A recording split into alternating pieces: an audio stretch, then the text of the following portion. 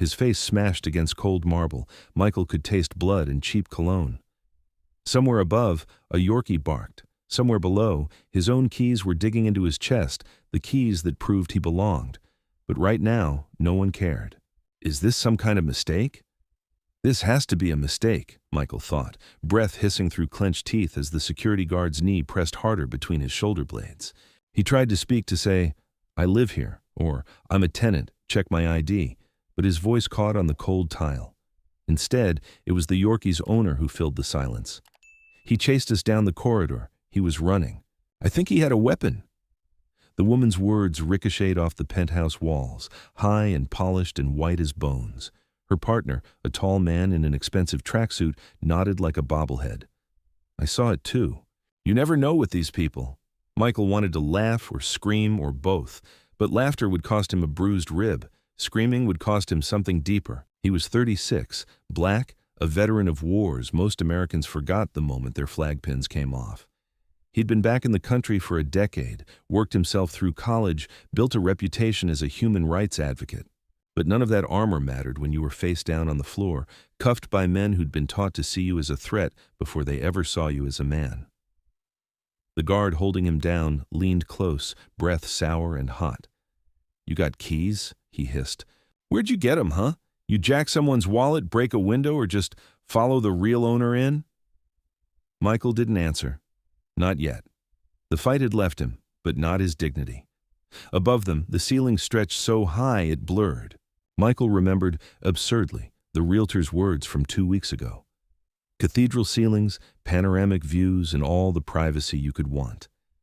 He'd signed the lease that day not for the view, not for the prestige, but for something raw, something that made every minute on his feet here feel like a victory. And now, blood in his mouth, cheekbone pressed into a seam of cold marble, he felt the entire building pressing down on him like a fist. The humiliation wasn't just physical. It was the way people's eyes slid past his agony, the way the concierge, the same man who'd nodded at him every morning for a week now, looked away, suddenly busy with the phone. It was the way the couple's dog yapped, safe in its owner's arms, while Michael lay leashed to the floor by suspicion alone. "He probably doesn't even live here," someone muttered, loud enough for Michael to hear.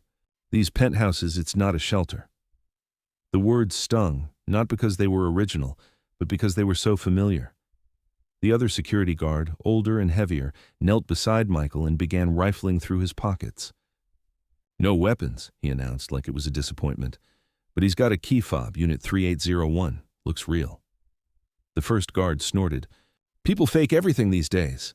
The Yorkie's owner, lips trembling with self-righteous outrage, took a photo of Michael on her phone. The flash made him blink. In that moment, Michael felt both enormous and invisible, a threat and a nobody, someone to be feared and dismissed all at once. Above the chaos, the doorman's voice wavered. "Please, everyone, please, let's be civil." But his words vanished in the echoing atrium. This was a crisis, and crises made rules optional. Michael's mind spun, but his training kept him steady. He'd learned a long time ago not to beg, not on the battlefield, not in a boardroom, and certainly not here. He ground out words. "My name is Michael Stokes. I lease this unit. I have ID in my wallet." The security guard ignored him, but the older one finally looked. "Wallet's here, and yeah, there's an ID, but how do we know it's not stolen?"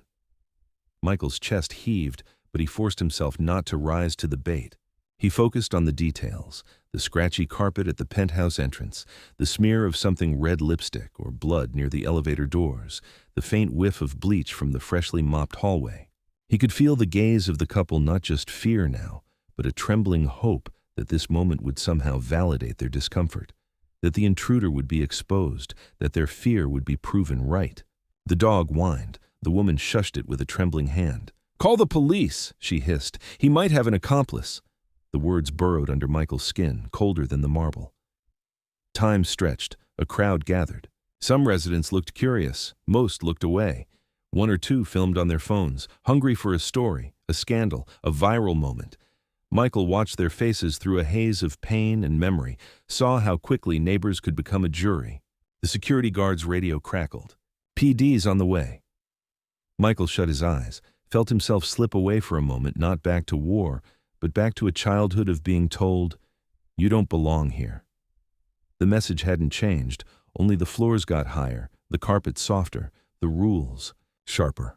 He must have blacked out for a minute, or maybe time just folded in on itself, because suddenly there was a commotion by the doors, not the harsh chaos of an arrest, but a different, quieter power. A woman's voice, measured, confident. "Let him go." "Now?" The guards stiffened. Michael, dazed, recognized the silhouette, his attorney. Tall, black, her heels echoing off marble as she crossed the lobby, a manila folder clutched tight in one hand. She brandished a document. Federal order," she said, her voice slicing through the murmurs. "Michael Stokes is not only the legal tenant of this unit, he is here under the protection of the court, and if any of you lay another hand on him, you'll answer for it." Silence fell, heavy and sudden. The guard's grip loosened. Michael rolled to his side, fighting for dignity. The attorney didn't look at the crowd. She didn't need to. Her words landed everywhere at once. "This man is a decorated veteran. He is a civil rights advocate. And he has more right to be here than any of you because he fought for the right to be treated with basic human respect." She flashed the order like a badge. "Now, uncuff him. Or I'll make this building famous for all the wrong reasons." For the first time, Michael saw fear flicker in the guard's eyes, not of him, but of consequences. He sat up, shaky as the cuffs clicked off. Blood pounded in his ears. His face throbbed where marble had scraped skin raw. The crowd parted, reluctant, uncertain, shamed by something they didn't want to admit. The attorney knelt, eyes gentle now. "Michael, can you stand?" He nodded, jaw clenched, and rose not easily, but with the stubbornness that had kept him alive in darker places. The Yorkie barked again, but now it sounded small. The security guards faded into the background, all authority gone. The couple lingered by the elevator, the woman's eyes wide, the man's mouth working like he wanted to explain something but couldn't find the words. Michael looked around at the faces, the gold fixtures, the high ceilings, the city glittering through the windows, and felt a tide rise in him. Not anger, not yet, but something deeper, the certainty that this wasn't over. The attorney pressed the order into his hand. "This is your home. We'll make sure they know it." Michael met her gaze, and for the first time since the floor met his face, he felt something close to hope. Outside, the city pulsed indifferent, beautiful, merciless. Inside, the penthouse air tasted different now, sharper, charged. Michael stood, swaying just a little, but upright. The crowd drifted apart, whispers trailing after them like a bad smell. He wiped blood from his chin, pocketed his keys, and stepped forward not away, but deeper into the heart of the place that had tried to spit him out. This was only the beginning. Michael spent the next hour in silence, sitting on the edge of his new bed, the city sprawling beyond the windows like an indifferent audience. The penthouse was beautiful, all polished steel, gleaming granite, wall-sized windows. But in the hush that followed violence, it felt more like a glass cage than a sanctuary. The silence was alive. Every tick of the clock, every hum of the AC, every creak of settling beams carried echoes of humiliation. His lawyer was gone now, promising more paperwork, more calls, more pressure on the building's management. "They're terrified of bad press," she'd said. "Leverage it. Let them be scared for a change." But fear was never a tool Michael liked to use. He'd spent his life trying to build trust in places where trust was a currency no one wanted to trade. He stood, moved to the floor-to-ceiling window, pressed his palm to the cool glass. Down below, cars and people moved like pieces on a distant game board. He could see the courtyard, the entrance where he'd bled on marble just an hour before. He wondered if the stain was still there. He wondered if anyone cared. "You do," he told himself. "That's why you're here." His phone buzzed, the screen alive with messages. "Are you okay?" From his sister. "Did they really drag you out?" From a fellow activist. A dozen missed calls from reporters who had caught wind of an incident at the Regency. It was starting already, the slow, viral churn that transformed private pain into public spectacle. He didn't answer. Instead, he replayed the faces in the lobby, searching for something he'd missed. A kind look, a hand outstretched, a sign that the world wasn't as cold as it felt. There was nothing. The city was a fortress, and he was inside its highest tower alone, but not defeated. Management sent a building rep within the hour, a young man in an ill-fitting suit sweating through his shirt. "Mr. Stokes, let me assure you, this is not how we treat our residents. There's been a misunderstanding. Michael cut him off with a look. He didn't want apologies. He wanted change. "If this is your idea of hospitality," Michael said, voice low, "I'd hate to see your idea of hostility." The man stammered, offered a bottle of water, a card for a local therapist, if you need to talk to someone, and a promise that the security team would be disciplined. Michael took none of it. He let the man squirm. Sometimes the strongest protest is silence. But the silence wouldn't last. Not in this city, not with Michael Stokes. The story was already out. By evening, his phone glowed with messages from journalists, activists, strangers. Someone had posted the lobby video online, a shaky, close-up shot of Michael on the marble, security pinning him down, the woman's shrill voice crying, "He chased us!" It was a perfect storm. Race, class, power, humiliation, all in one shareable clip. He watched it once, jaw clenched, then shut the laptop. He didn't need to relive it. He'd lived it his whole life. That night, alone in the penthouse, Michael didn't sleep. Instead, he unpacked boxes with military precision, lining up books and photos on the wide, empty shelves. On the nightstand, he placed a worn photograph, his mother, smiling, her arm draped around a teenage Michael in army fatigues. Her smile was tired, but proud. He remembered her voice, still and strong, in a world that tried to break her. "If you want them to see you, don't hide. Stand in the light, even if it burns." He stared at the picture for a long time. Stand in the light, even if it burns. In the morning, the world arrived at his door. First came the emails building management, then the company's legal team, then a nervous PR rep begging for a statement of mutual understanding. Michael read them all and deleted them. Then came the note slipped under his door. "Sorry about what happened," scrawled in uncertain handwriting. "If you need anything, I'm in 3707. You don't deserve this." But for every apology, there was a warning. Someone had chalked "Go home" on his welcome mat. Someone else had left a bag of trash at his door, and when Michael looked inside, he found a banana peel on top. He stared at it for a moment, then laughed. The laugh was dry and bitter, but it was still laughter. He bagged it up, tossed it in the trash chute himself. "You'll have to do better than that," he muttered. By noon, the story was trending. CNN ran a segment, "Black Veteran Dragged from Penthouse, Mistaken Identity or Systemic Racism." Local news parked a van outside the entrance, hungry for a statement. The building's glossy privacy was shattered by camera flashes, the constant click of news vans double-parked on the street. Michael watched from the window, arms crossed. He didn't want this attention, not for himself, not for his cause. But he knew the rules. You don't pick your battles. Sometimes the battle picks you. That afternoon, the board called an emergency meeting in the penthouse, no less. 10 faces, all white, all wealthy, assembled around Michael's glass dining table. Their voices were measured, but their eyes were nervous. They talked of reputation risk, shareholder value, community standards. Michael listened, silent, arms folded, until they ran out of corporate euphemisms. Then he spoke. "You want to talk about risk?" he said, voice quiet but hard. "Try living your whole life with people assuming you don't belong. Try being pinned to the floor in your own home and then being told it's a misunderstanding. I'm not here to make you comfortable. I'm here because comfort is a privilege most people like me don't get." A woman in pearls opened her mouth to speak, but Michael kept going. "I'm not leaving, I'm not apologizing, and I'm not shutting up. You want this to go away? Change something. Not just for me, for everyone who walks through your lobby and wonders if they'll make it out the same way they came in." He stood, hands flat on the table. "You have my number. You know where I live." And with that, he walked out of his own meeting, leaving the board stunned in his wake. The backlash started immediately. Some residents called him a hero, others called him a troublemaker. Anonymous emails arrived in his inbox. "Go back where you came from. You're ruining it for everyone. Don't think we won't fight back." Michael read them all. Then he pressed delete. But the pressure wasn't just from outside. Building staff, embarrassed and angry, avoided his gaze in the hallway. Maintenance requests went ignored. Someone accidentally cut the power to his floor for an hour. The concierge, once polite, now coldly handed him mail without a word.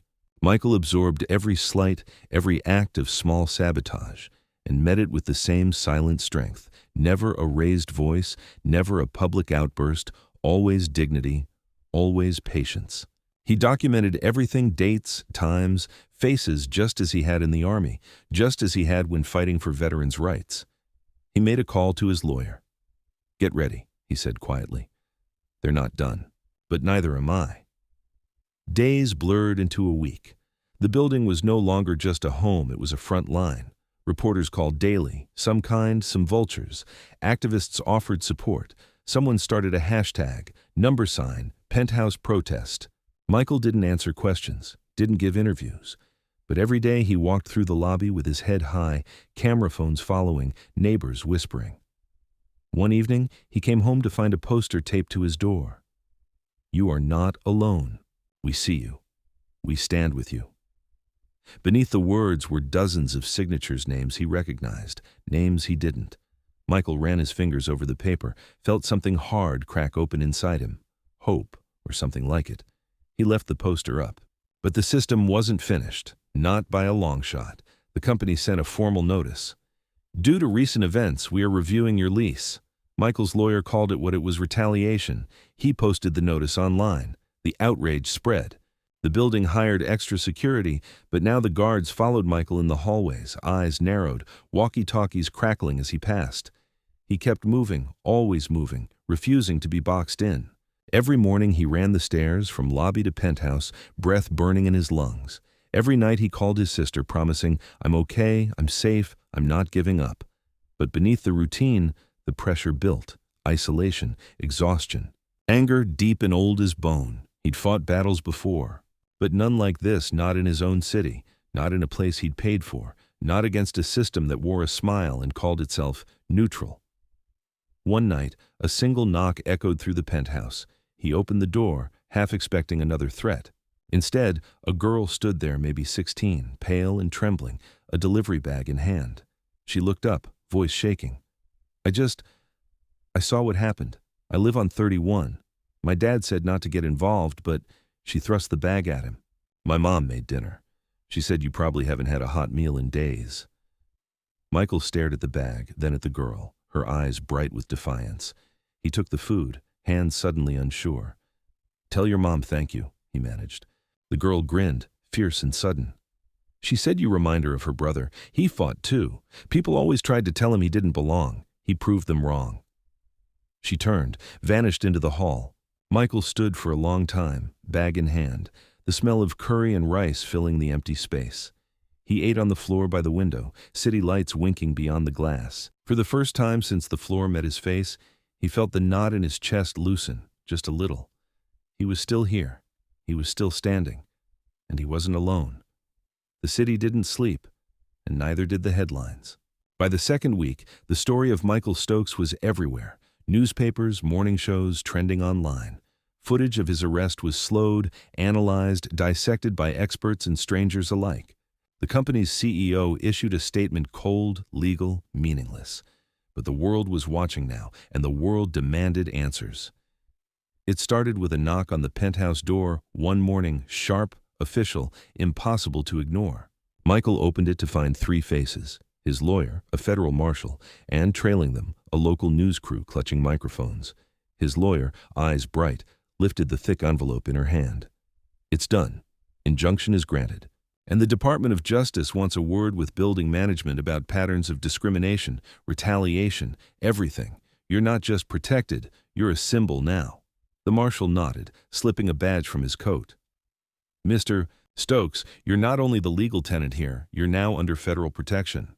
Anyone who harasses you, sabotages your apartment, tries to evict you without cause, faces criminal charges." For a second, Michael just stood there, keys in hand, heart thudding. It was too much, too fast. All he could do was nod, let the words soak in, protected.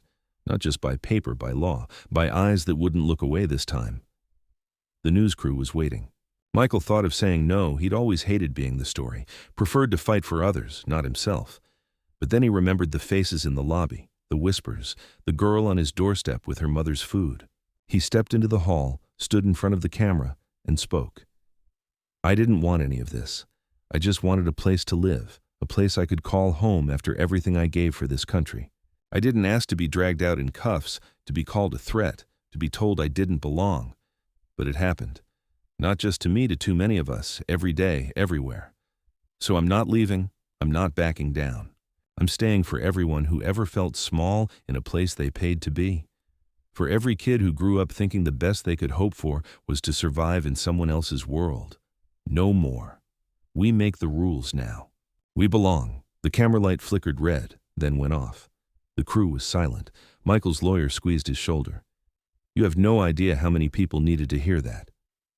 Change happened fast. It started with the board. Under federal investigation and public pressure, they suspended the head of security, replaced management, and issued a public apology not just to Michael, but to every resident who had ever filed a discrimination complaint and been ignored.